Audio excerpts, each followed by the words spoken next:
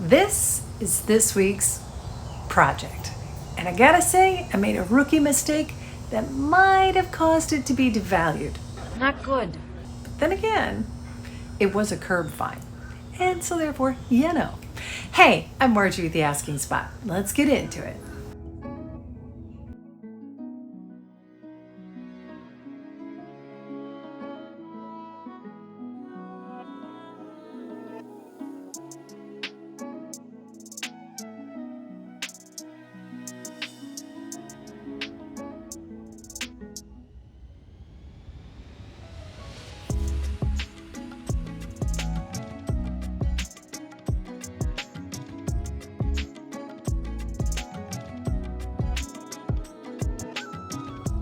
Let's see if we've got a shellac top.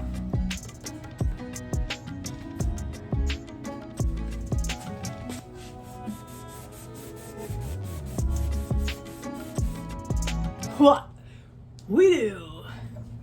Well, I tried a different experiment with this piece. I thought, well, hey, if there's shellac on the top, and seeing as I don't want to stay with the finish it has, because otherwise I could just do restore finish, do one of these, it's in the description below. I thought, well, what if I just kept using denatured alcohol to get all the shellac off, and maybe that would lighten things up a lot. It did and it didn't, and that's the problem. It was really, really uneven. Now though, I'm gonna try sanding it to see if maybe just doing that helped be less gunky for the sander. Future me here. This is where I made the big rookie mistake. And it's weird because normally I love to research the pieces I'm working on. And I had all this info. I had the year 1968, the drawers at Thomasville, and I didn't look it up. And normally, at least, at the very least, I like to see, oh, this is what they intended it to look like. And then I go through and maybe see what kind of value it has today. I didn't do that. Uh-oh. I'll tell you more about that later.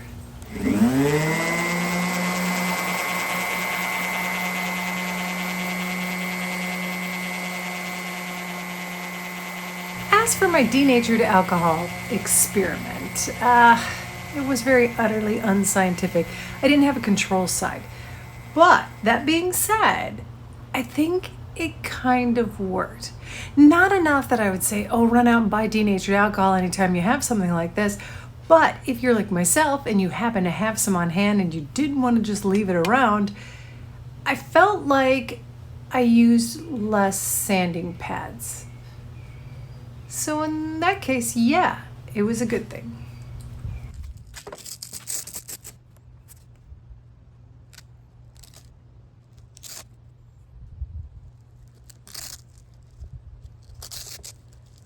And we still don't know why you're afraid of Velcro. Finally. Why?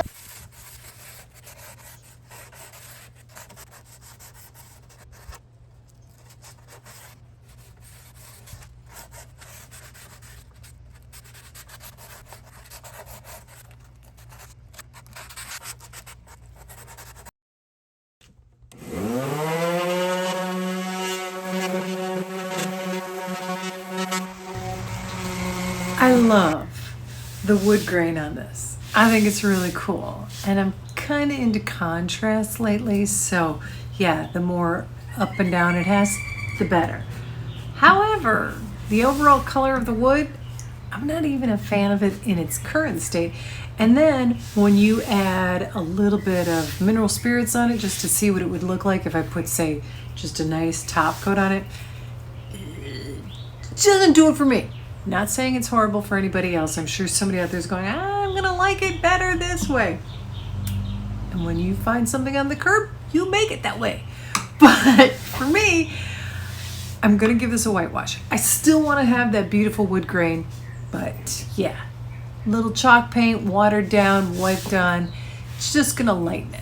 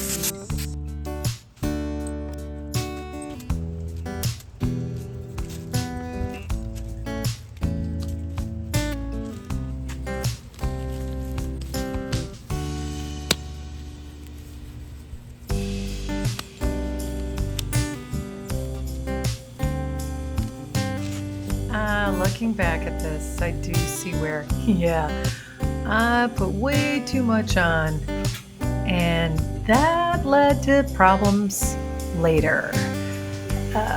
Thin, light coats, letting dry in between each coat, that's the way to go. So what happens if you do get a super thick, sticky mess like I did?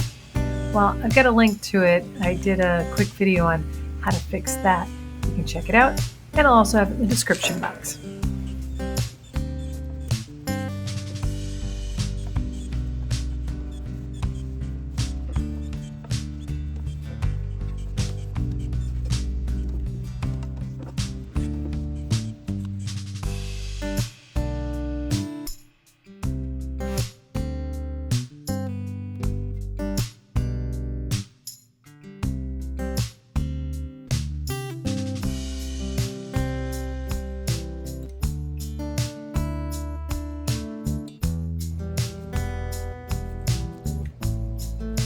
This is take 2. It's got a lot of blotchiness, so I'm going to just try and reapply and see if we can't cover that up.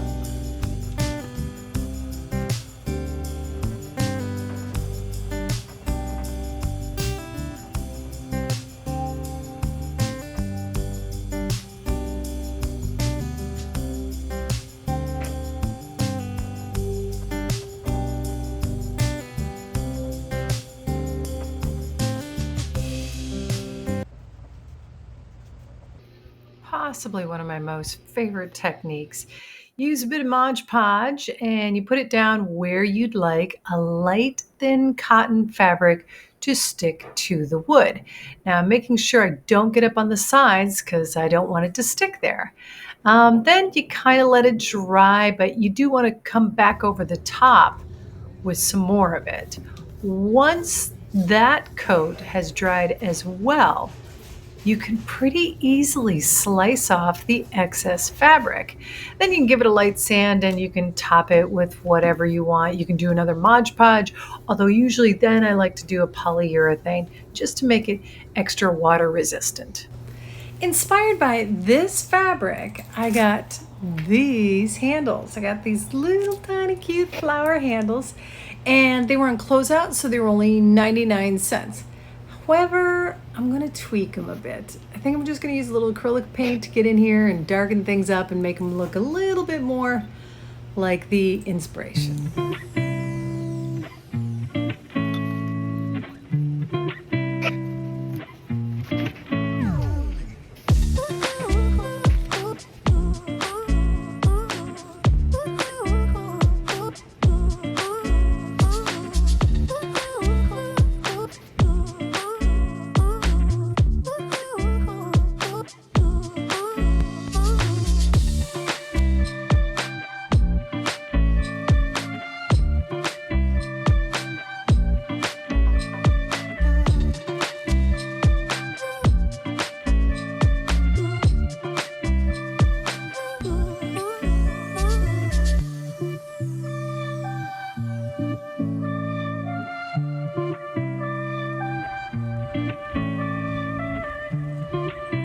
Okay, sweetie, come on.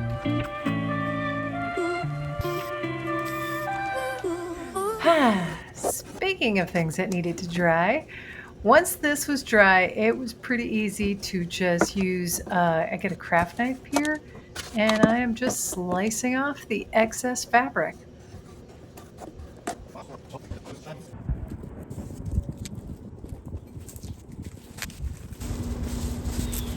Talking top coats. So these are the choices I have strictly because they're in my house. I mean, there are many, many, many more options, but this is my reasoning behind the one I chose. I love this one. The Wipe On Poly is usually my go-to just because it is super easy to put on a piece. However, one of its main ingredients is mineral spirits. And what did we use to try to fix the stain and get some of the stain off? It was mineral spirits, and I just didn't want to take a chance of losing any more stain or any of what I did on top. So while I love the application ease of this one, it's not my choice. Then I thought about the fact that this is sort of a chalk paint top. Nothing looks better than the nice subtle depth you get when you give it a wax top. And there's also the texture add that it gives. It just makes it nice to touch. However, the use of this particular piece, if it were going to be used, say, as a nightstand by the bed, yep, this is what I'd go with. But this is going to be the table that sits next to my husband when he watches TV. So there's going to be hot coffee on it. There's going to probably be some alcoholic beverage on it from time to time. And that just doesn't bode well with wax. So in the end, this is my choice. Now, if I were shopping to just get whatever I wanted, this water base polyacrylic, I love it, except for I wouldn't have gotten it in a matte. That works great on a lot of pieces, but I just feel like this kind of needs slight shine to it. So there is a chance that I will put this on and then follow up with a wax to give it that slight shine. It's a lot of work. Yeah. But anyway, top coat time. Eventually I figure out holding on to the sponge itself instead of the sponge brush handle works a lot better. But the basic goal and idea of this is that you start in the center and then you brush away from it and do a full long brush coat throughout the whole piece. Now, there are obviously spots that need to be coated or didn't do as well. If I tried to coat right now though, I'd create a sticky mess. So I'm gonna let it dry and proceed with the second coat. And then to get my satin appearance, I might go back to the wipe on poly.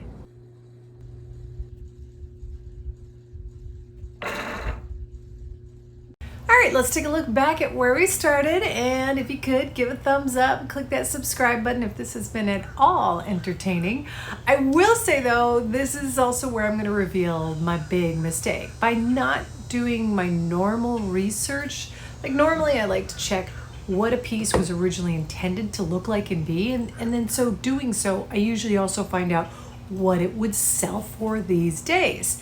It turns out that here I had all this information, this 1968 Thomasville, yeah, I had this all, and supposedly it could sell anywhere from like $200 to $400 if I just cleaned it and restored it to the condition it was meant to be. However, here are some reasons why it might not have though.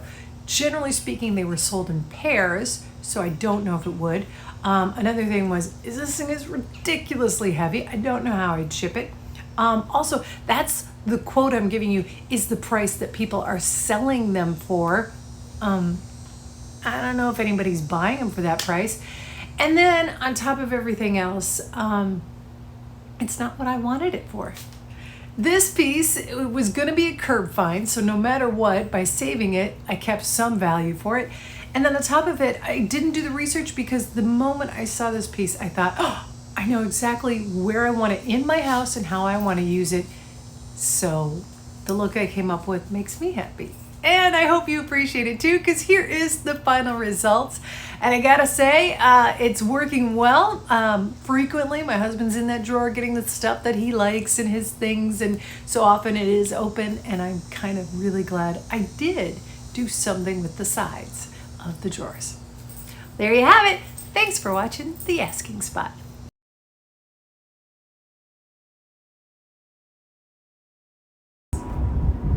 There's no way that that plane isn't too loud. Yeah. This is where I ask for a thumbs up and for you to subscribe. I'll get that.